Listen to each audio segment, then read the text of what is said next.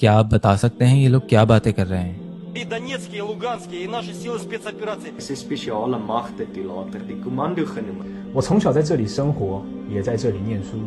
Ваш вопрос сразу скажу, никто кроме них. Sanbonani igama lami uhalala sibongo ngorash. يعني أولا هناك خلافات على أكثر من ملف.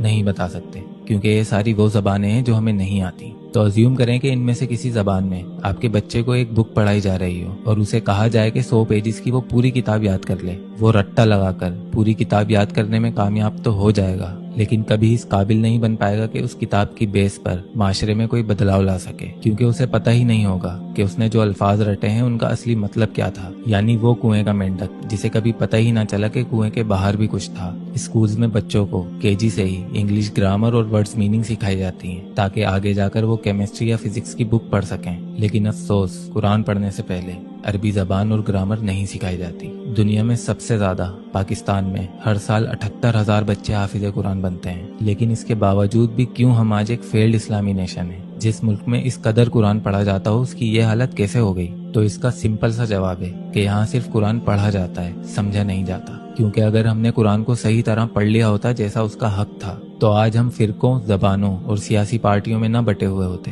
کیونکہ قرآن کا بنیادی کام ہی ہے انسان کے دماغ کو کھول دینا، اسے کنویں کے باہر کی زندگی کا تصور دینا، اسے احساس دلانا کہ اگر زندگی کا مطلب صرف خود کی ذات اور جنت کے خوابوں میں گم ہو کر رہنا تھا تو آس پاس دوسرے انسان پیدا ہی کیوں کیے جاتے؟ آپ کو کیا لگتا ہے اگر ہمارے ٹاپ پولیٹیشنز اور آرمی کے جرنیلوں نے قرآن کو صحیح طرح پڑھ لیا ہوتا تو وہ اس طرح دوسروں کا حق مار کر اپنے اثاثے بنانے میں زندگی برباد کرتے؟ قرآن کا سب سے بڑا معجزہ ہی یہ ہے کہ یہ ہر انسانی دماغ کے کمپیٹیبل ہے، چاہے اسے 10 سال کا بچہ پڑھے یا 70 سال کا بوڑھا، کوئی مسلم پڑھے یا نان مسلم، ڈاکٹر پڑھے یا ڈاکو، سائنٹسٹ پڑھے یا حلوائی، اس میں سب کے لیے اس کی عقل کے مطابق خیر ہے. قرآن انسانی دماغ کو کھول کر رکھ دیتا ہے. تو اگر آپ کے مولانا صاحب آپ کو ڈائریکٹ قرآن پڑھنے سے روک رہے ہیں تو وہ اسی لیے ہے کہ وہ ڈرتے ہیں کہ کہیں اگر آپ کا دماغ کھل گیا تو آپ کا ہاتھ ان کے گربان پر ہوگا. ہم اپنی جنت کی لالچ میں بچوں کو حافظ قرآن بنا تو دیتے ہیں، لیکن اس سے اس کے کردار اور طبیعت پہ کوئی فرق نہیں پڑتا جس سے وہ اس معاشرے میں کوئی تبدیلی لا پاتا.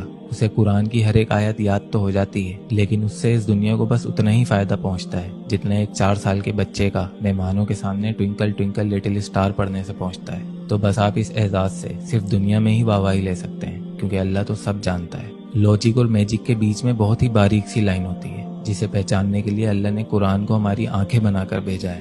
ہم صرف قرآن کے ٹیکسٹ یعنی عربی زبان کو مقدس سمجھتے ہیں اور اس کی فضیلت بس یہیں تک محدود رکھتے ہیں کہ اس کے اوراقوں سے تعویذ بنا لیے جائیں، پانی پڑھ کر دم کر دیا جائے، مشکل میں آیت الکرسی پڑھ لی جائے، مردے کی جان نکل رہی ہو تو یاسین پڑھ لی جائے. لیکن اصل جادو تو ان آیتوں کے مطلب میں چھپا ہے جسے کوئی ڈھونڈنا نہیں چاہتا.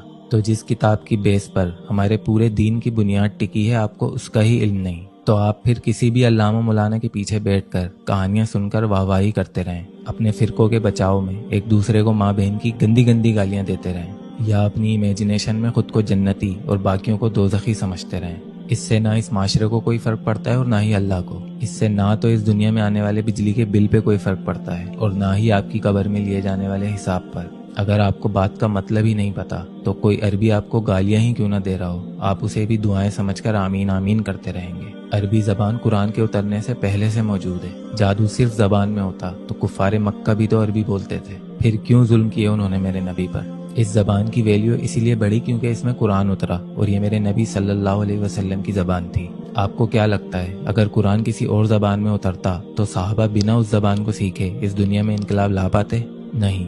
آپ صلی اللہ علیہ وسلم پہلے ان کو وہ زبان سکھاتے اور پھر قرآن سکھاتے. تو ویلیو عربی زبان کی نہیں بلکہ اس زبان میں اترے قرآن کے الفاظوں کے مطلب کی ہے، جس میں کائنات کے وہ راز چھپے ہیں جنہیں ڈیکوڈ کر کر نان مسلمز آج ترقی کر رہے ہیں. اور ہم اپنے بچوں کو زور زبردستی ڈنڈے کے زور پر حافظ قرآن بنوا کر اپنی جنت سیدھی کرنے میں لگے ہوئے ہیں. کسی عام کتاب کو بھی آپ بنا مطلب کے رٹا لگا کر پڑھیں تو دنیا آپ کو بے وقوف کہے گی. تو ہم تو تاریخ انسانیت کے سب سے قیمتی اور نایاب لٹریچر کے ساتھ ایسا کر رہے ہیں. تو کیا اصل گستاخ رسول ہم خود نہیں ہیں؟